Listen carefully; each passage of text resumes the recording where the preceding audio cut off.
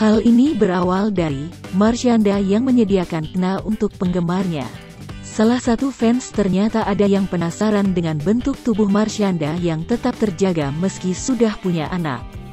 Marshanda pun membeberkan jawaban bijak agar pemikiran banyak orang terbuka.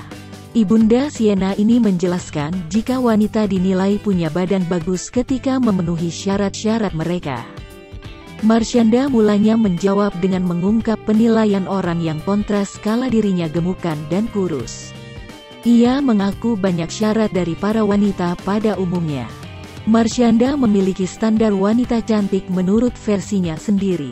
Ia juga menegaskan jika dirinya merasa cantik harus mendapat persetujuan dari orang lain. Di akhir, Marshanda mengungkap pentingnya seseorang bermanfaat bagi sekitarnya.